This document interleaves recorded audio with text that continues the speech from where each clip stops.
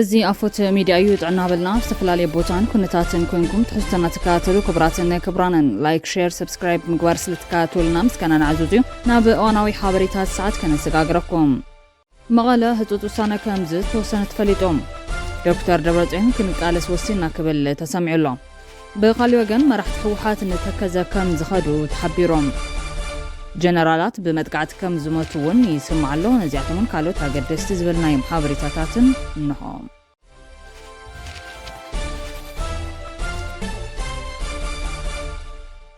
ኮንጎን ሩዋንዳን ነዊሕ ትጽቢት ዝተገበረሉ ውዕል ሰላም ፈሪመን ሩዋንዳን ዲሞክራሲያዊት ሪፓብሊክ ኮንጎን ነዊሕ ትጽቢት ዝተገበረሉ ውዕል ሰላም ትማሊ ኣብ ዋሽንግተን ተፈራሪመን ኣለዋ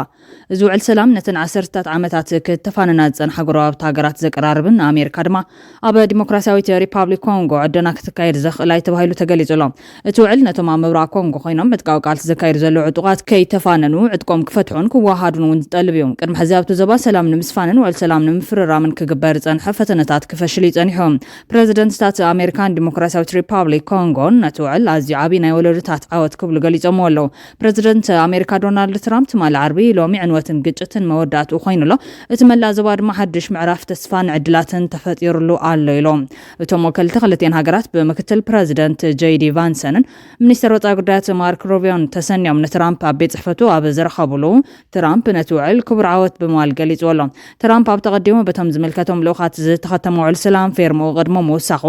እዚ ዓብዪ ስርሒት ብምባል ናዱ ገሊጹሎም ኣሎ እቲ ስምዕ ብሚኒስትራት ጉዳያት ወፃኢ ኮንጎን ሩዋንዳን ከምኡ ድማ ሚኒስትሪ ጉዳያት ወፃኢ ኣሜሪካ ተፈሪሞም ቅድሚ ምፍርራም ቤት ጽሕፈት ፕሬዚደንት ፌሊክስ ትሽስካዲ እዚ ካልእ ዲፕሎማስያዊ ዓወት ፕሬዚደንት ፌሊክስ ትሽስካዲ እዩ ኣብ ዝሓለፈ 30 ዓመታት እቲ ኣዝዩ ኣገዳሲ ኢልካ ዝግለጽ ዓወት ዝብል መግለጺ ኣውፂኡ ነይሮም ፕሬዚደንት ትራምፕ ንፕሬዚደንት ሩዋንዳ ፖል ካጋሜን ፕሬዚደንት ዲሞክራሲያዊት ሪፓብሊክ ኮንጎ ፌሊክስ ትሽስካዲ ብሓባር ክረኽቦም ናብ ዋሽንግተን ዓዲዩ ምዋም ምህላው ክፍለጥ ተኻይሉሎ ኣብ መጀመርታ ናይዚ ዓመት ኣብ መንጎ ሩዋንዳን ዲሞክራሲያዊት ሪፓብሊክ ኮንጎን ሓድሽ ወጥሪ ኣብ ዝነገሰሉ ቀጠር ናይ ምሽምጋል ተበግሶ ወሲዳ ከም ዝነበረት ይግለጽ እዩ ቀጠር ናብ ክልቴን ሃገራት ልኡኻት ሰዲዳ ፈተነታት ድሕሪ ምክያድ ክልቲኦም መራሕቲ ሃገራት ኣብ ዶሃ ኣብ ዝተረኸብሉ ድማ ብኣሜሪካ ዝድገፍ ሓበራዊ ኮሚቴ ከም ዝተመስረተ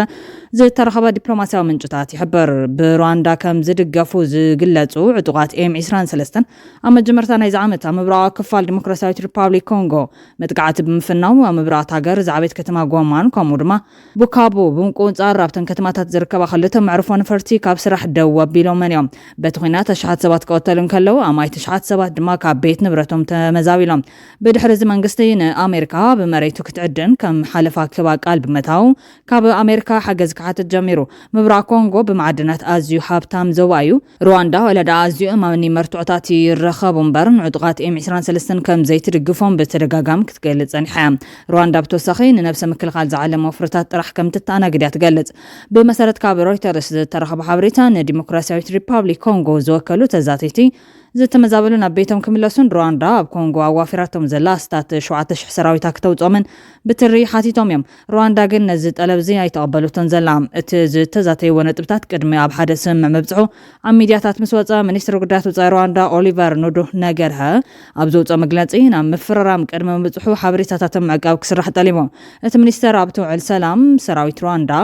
ወይ ሰራዊት ምክልኻል ሩዋንዳ ክወፁ ዝብል ቃል የለን ኢሉ ወላኳ ዝርዝራዊ ትሕዝቶ ናይቲ ውዕል ሰላም ኣይዘርጋሕ እምበር ክሳብ ሕዚ ወፂኡ ብዘሎ ሓበሬታታት ብዙሓት መልሲ ዘድልዮም ጠልጠል ዝበሉ ሕቶታት ኣለዎም ዕጡቓት M23 ካብ ትሒዞሞ ዘለዉ ቦታታት ክወፁ ድዮም ሩዋንዳ ሰራዊታ ኣብ ዲሞክራሲያዊት ሪፓብሊክ ኮንጎ ከም ዘሎ ብምእማን ከተውፅእ ተስማዕሚዓ ድያ እቶም ኣብ ሩዋንዳ ዘለዋ ሽሓት ስደተኛታት ናብ ሃገሮም ክምለሱ ድዮም እቲ መፍታሕ ዕጥቂ ዝብል ነጥቢ ንዕጡቓት M23 ዝምልከት ድዩ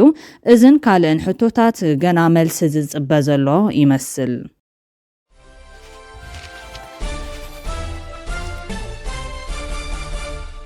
ኣብ መቐለ ሓድሽ ኣዋጅ ከም ዝተኣወጀ ተገሊጾም ካብ 3 ሰዓት ምሸት እንድሓር ክሰርሑ ዝደልዩ ኣሽከርከርቲ ባጃጅ ንክምዝጋቡ ቤት ጽሕፈት ምሕዳር መጓዓዝያ ከተማ መቐለ ኣፍሊጦም ካብ 3 ሰዓት ምሸት እንድሓር ክሰርሑ ዝደልዩ ኣሽከርከርቲ ባጃጅ ካብ ሰነ 17 ክሳብ 30 ሰነ 2017 ዓ.ም ኣብ ኦሞን ትራንስፖርት ክምዝጋቡ ቤት ጽሕፈት ምሕዳር መጓዓዝያ ከተማ መቐለ እዩ ኣፍሊጡ ዘሎ ቤት ጽሕፈት ምሕዳርን መጓዓዝያን ከተማ መቐለ ንሰዋን ኣሽከርከርቲ ባጃጅ ኣብ ዘመሓላለፎ መልእኽቲ ቅድሚ ሕዚ ድሕሪ 3 ሰዓት ምሸት ድሕነት ተሳፈርቲ ኣብ ጸገም ሰላምን ስጋት ጸጥታን ያቱ በመንባሮም ባጃጃት ካብ ክፍለ ከተማ ናብ ክፍለ ከተማ ክንቀሳቀሳ ታጊደን መንባረን በመዘኻር ሕዚ ምስ ቤት ጽሕፈት ጸጥታን ምሕዳርን ከተማ መቐለን ሓላፍነቱ ዝተወሰነ ውልቀ ማሕበር ኦሞን ትራንስፖርትን በመተባበሩ መፍትሒ ከም ዘቐመጠ ኣፍሊጦም ሓላፍነቱ ዝተወሰነ ውልቀ ማሕበር ኦሞን ትራንስፖርት ሕብረተሰብ ጸጥታን ድሕነትን ውሕስ ኮይኑ ግልጋሎት መጓዓዝያን ክረክብ ሓድሽ ምህዞ ኣፕሊኬሽን ቀሪቡ ናብ ተግባር ንምእታው ምድላዋቱ ከም ዝወገነ ዝገለጸ ቤት ጽሕፈት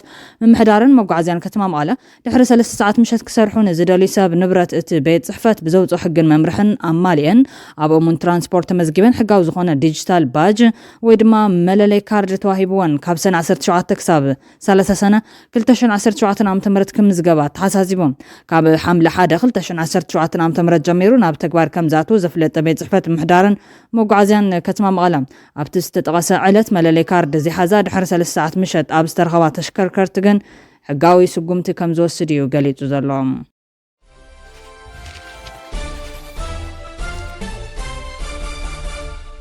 ቃልሲ ከነካይድ ወሲና ክብል ዶክተር ደብረጽዮን ገብረሚካኤል ገሊጾም ኣብ ዞባ ሰሜናዊ ምዕራብ ትግራይ ወረዳ ስገደ ጣብያ ደደቢት ኣስከሬን ጀጋኑ ስዋኣት ኣብ መዕረፊ ጀጋኑ ሓርበኛታት ሕዚ ብኽብሪ ይዓርፍ ኣሎ እቲ ኣስከሬን ጀጋኑ ካብ ጸሊሞይን ከባቢውን ከካብ ዝነበሮ ዝተኣርየ እዮም ኣብቲ ምዕራፍ ኣስከሬን ነበርቲ ጣብያ ደደቢት ምክትል ፕረዚደንት ጊዜያዊ ምሕዳር ትግራይ ኣማኑኤል ኣሰፋ ኣቦ ወንበር ውድብ ሕወሓት ዶክተር ደብረጽዮን ገብረሚካኤል ሓላፊት ቤት ጽሕፈት ሕወሓት ወይዘሮ ፈትለወርቂ ገብረ ዝጋብሔር ሓላፊ ቢሮ ሰላም ጸጥታን ትግራይ ጀነራል ፊሳ ኪዳኑ ኮሚሽነር ኮሚሽን ሓርበኛታት ትግራይ ናስር መምሕርን ካልኦት ዕድማ ተጋይሽን ተረኺቦም እዮም እዚ ዕለት ኣብ ጸሊሞይን ከባቢውን ህላወ ትግራይናን ህዝብናን ውሕስን ምግባር ላላውነትና ኩሉ መዳያዊ ረብሓታት ህዝቢ ትግራይ ንምርግጋጽ ክቡር ህይወቶም ንዝኸፈሉ ስዋኣትና ኣስከሬኖም ኣብ መዕረፊ ሓርበኛታት ተጋደልቲ ብኽብሪ እንትንዕርፍ ሕድሮም ከም ዘይንዕብር ቃል እናኣትወሉ መዓልቲ ኢሎም ኣቦ ወንበር ውድብ ሕወሓት ዶክተር ደብረጽዮን ገብረሚካኤል ኣብ ጸሊሞይ ዝተገበረ ውጋብ ልዕሊ ህዝብና ጆኖሳይድ ከይቕጽልን ወረርትን ምክልኻል ህዝብና ንምድሓን ክቡር መስዋዕቲ ተኸፊሉ ኢሎም ኣብዚ ውግእ ጸላኢ ልዑል ክሳራ ተሸኪሙ ዝሃደመሉን ዝተበተነሉን ብኹናት ህዝቢ ትግራይ ከጥፍእ ሲትረፍ ከም በርክኽ ከም ዘይኽእል ደጊሙ ክሓስብ ካብ ዝገበሩ ውግኣት መኽተና ሓደ ውግእ ጸሊሞ እዩ ምስ በለ ኣብዚ ናይ ምክልኻል ውግእ ዝተሰው ብጾስና ከም ኩሉ ዓይነት ዕድመ ጾታ ከባቢ ዝርከብዎም ምርኣይ ሓድነት ትግራይ ኮይኖም ጭርሖም ትግራይ ትስዕር ነይሩ ኢሎም ህዝቢ ትግራይ ቁፅሩ ዋላ ውሕድ ይኹን ልዕሊ ቁፅሩ ምስ ዝኾኑን ብዙሓፍትን ጋዓገልጠምን ምስ ዘለዎ ገጢሙ ህላው ዝረጋገጽ ብወታደራዊ ሓይሊ ዘይንበርከኽ ንመሰሉን ድሕነቱን ኩሉ ዝኸፍል ህዝቢ ምዃኑ ዘርኣየሉ ዓውደ ውግእ ከም ዝኾነ ብምግላጽ ስዋኣትና ቁኑዕ ዕላማ ህዝባውነት ጽንዓት ሓድነትን ጠንካራ ኣመራርሓን ሒዝካ ዘይስገሩ ዝመስሉ ክትሰግር ከም እትኽእል ንዓለም ዘረጋገጹ እውን እዮም ኢሎም ሕድሪ ስዋኣት ይንጠልን ምን ማለት እዞም ብኽብሪ ንዕርፎም ዘለና ዓጽምቲ ስዋኣት ዝወደቕሉ ዕላማ ተረዲና ዝጀመርዎ ግን ዘይተመልአ ዕላማ ንምዕዋት ምቅላስ ስለ ዝኾነ ነዚኦም ዝጠለመ ንትግራይ ዝጠለመ ነዚኦም ዝኸድዐ ንትግራይ ዝኸድዐ ነዚኦምን ምኸቶምን ዘመራስሐ ንትግራይን ህዝባን ዘመራስሐ ምዃኑ ተረዲና ንኸዳዓትን ጠለማትን ብምቅላስ ሕድሮም ክንፍጽም ይግባ ኢሎም ዶክተር ደብረጽዮን ገብረሚካኤል ኣብ መልእኽቱ ድሕሪ መኸተ ጸሊሞይን ዝቐጸሉ ከበድቲ ውግኣትን ህዝቢ ትግራይ ብኹናት ከም ዘይጠፍእ ጥራሕ እንተይኮነስ ከም ዘይንብርካኽ ንኹሉ ግልጽ ምስ ኮነ ስምዕ ደው ምባል ተጻውኦ ፕሪቶርያ እኳ እንተተፈረመ ክሳብ ሎም ህዝብና ካብ ወረርቲ ሓራ ይወፀን ተመዛባላይን ዝተሰደደን ህዝብና ናብ መረበቱን ግዛቱን የተመለሰን ካልኦት ኣገደስቲ ጉዳያት እትስምዕውን ኣይተፈጸሙን ኢሎም ካብዚ ሓሊፉ መንግስቲ ኢትዮጵያ ብኽባን ዕፅዋን ህዝቢ ትግራይ ናብ ተወሳኺ ማሕበራዊ ኢኮኖሚያዊ ፖለቲካዊ ፀበባ ዘእቱ ስጉምታት ብምውሳድ ንትሕዝቶን መንፈስን ስምዕ ዝጻብኡ ምንቅስቓሳት እናካየደ ከም ዝርከብ ብምግላጽ ውድብና ሕወሓት ከም ፈራሚ ስምዕ ፕሪቶርያ ንኩሎም ዝምልከቶም ኣካላት ብዘይ ምቁራጽ ብስምምዕ ፕሪቶርያ ዝተፈጸሙ ጉዳያት ክፍጸሙን ንስምዕ ፕሪቶርያ ዝጻብኡ ተግባራት ደው ክብሎን ክእረሙን እናፍለጠ ዝመጽ ኮይኖም ሕዚ እውን ብዘተን ሰላማዊ መንገድን መፍትሒ ክረክብ ቀጻሊ ጻዕሪ የካይደሎ ኢሎም ዘተመዛበልን ዝተሰደደን ህዝብና ናብ መረበቱ ምምላስን ናብ ንውር ህይወቱ ከኣቱ ምግባርን ጊዜኡ ዝሓለፈ ውራይ ምዃኑ ኣብ ዘይለ ግዜ ክግበር ዝከኣል ኩሉ ንምግባር ልዕሊ ኩሉ ሓድነት ትግራይ ብምስጥጣም ኩልና ዝለዓለ ጻዕሪ ንገብረሉ እዋን ከም ዘለና ተረዲና ኩልና ኣጃምና ብሓላፍነት ክንጻወት ይግባእ ክብል መልእኽቱ ዘሕለፈ ዶክተር ደብረጽዮን ገብረሚካኤል ሉዓላውነት ግዛኣትና ውሕስን ምግባርን ተመዛበልትና ብመሰረት ስምዕ ፕሪቶርያ ንምምላስን ሓድነትና ሓይልና ሰላማውን ፖለቲካውን ቃልስና ንቕጽል ብምዃንና ንኹሉ ፈታዊ ቃልስናን ደላይ ሰላምናን ደጊምና ከነዘኻኽር ንደሊ ኢሎ ሕዚ እውን ዓለም ለኸ ማሕበረሰብ ሕብረት ኣፍሪካ ኣውሮፓ ሕብረት ኢጋድን ኣሜሪካን ስምዕ ፕሪቶርያ ተግባራዊ ክኸውን እጃሞም ኮፍ ዝፀውዐ ዶክተር ደብረጽዮን ህዝቢ ትግራይ ልዕሊ ሰላም ምርግጋዕን ናብ ንቡር ንምምላስን ቀዳምነት ዘቦ ጉዳይ ስለዘየለ ሰላምና ዘውሕሱ ምንቅስቓሳት ምስ ኩሎም ጎረባብቲ ህዝብታት ዘሳልጥ ሰላም ከባቢና ንምጥንኻር እምበር ኣብ ልዕሊ ማንም ህዝቢ ዘቕንዐ ሽርሒ ከም ዘይኮነ እውን ክፍለጥ ይግባእ ኢሎም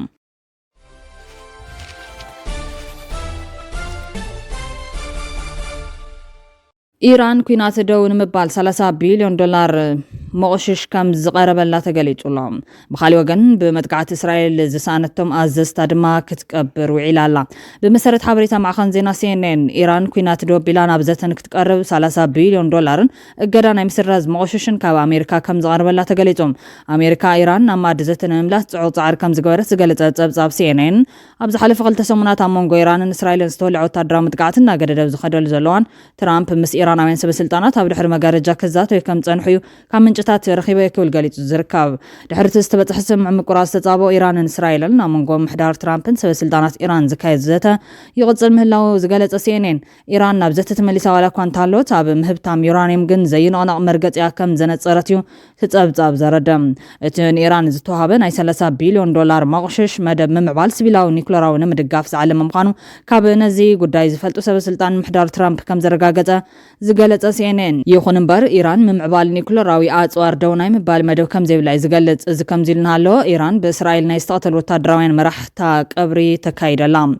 أب إيران مس إسرائيل أبستخايد قجت 10 معالستات نزموتو تادرا أزستن نيكلوراوي ساينتستاتن زركبو ماستاتسو ساسبات هاقراو سنسرعت قبري كايد اللام اتقجت عم جمرتانا يساون بتخصدو مبال تزازيمو أمريكا بإيران زركبو سنت نيكلوراو بوتاتات ببومباتات بمدوداب بغاطتات ساتفام كابتوم استقتلو أب إيران زل على درجة زلو تدرا مكونن حلقة ستاف عطوق حيلتات إيران زنبرا محمد باقاري ركبوام سأليم كدان استخدنو حيال إيراناوين سألنا يتم استقتل حلفتن بانديرا إيران حيزوم نإسرائيلن أمريكان زخنن منقستم زلوم دقف زقلت جرحوتات حيزوم نتريساتات أسن يمو كابتوم لهم غدام سنسرعت قبرو استفدتم لهم وانا زازي حلو أسلامة وصورة حسين سلامي كمون كم بعال محمد مهدي تهران تشي زامسلو حيالة مرامرتي نيكولاري ركبوام بريزيدنت أمريكا دونالد ترامب داقماين إيران مدبداب زبل حساب كاب طاولا زيت العالة حريايلو دحر مقلات عيوزي هاقراو سنسرعت قبر زكاية زلوم ترامب بعربي وايت هاوس أبزها وغازتا مقلاتي بغازينيا BBC نوميا إقبال نزغرب اللي حتى نتملس سلي أمريكا إيران يورانيم كساب زت حساسبها درجة كتهبتم كم تغل انتدا آدم ديمو بزيحتو نتاقر كتقع مخانو قاليتيوم ترامب بتوساخا بتغازيتا مقلاتين آيات ولا آلي كاماني كاموت كم زدحونا قاليتوم نسو كاماني أبي كم زتعاقب بلكع نفلت نيرناينا إسرائيل وعطوقات حيلتات أمريكا قتلوا وقناين فقر اللومن كوازيت عيفن زحفر الموت ياد حين يبمالك أبتي بعد زون نتروز استسيام محورا ميديا يغني اللي بريزيدنت ترامب بمال نقزار السوا مسجينهم منستر قدات طايران عواس الراقشي ترامب بزعبان آيات له آلي كاماني زيد اللي رئيتات كان مهب قوطب حابيرهم ترامب بزعبا وعلات زقدس انتخوينو بزعبا مرحي آيات له آلي كاماني زي قبولون زي ارجبون قالات كان متقام قوطب اللوا بمال آبيكس تحفلهم زي حيال حزب إيران إسرائيل والحنت كتقبر كم زي تخلن بزيكا أبوي إلى ناب أمريكا بمترع كم مسائلتنا كتكلخل مفتان عغم كم زي بالله عالم REYU إيلو الله كبراتنا كبران بيت سوافوت ميديا نساعت زيست واددو حزرتي وانا وزعباتات أغربنا كم بيتنا لنا نسانا مكتالكم عزينا نمسكن كبرتها بالنا بزغزل بخالط حابريتاتات كساب نرخب كساب شعو لايك شير سبسكرايب مكبار بيت سوافوت ميديا خونو سنقزم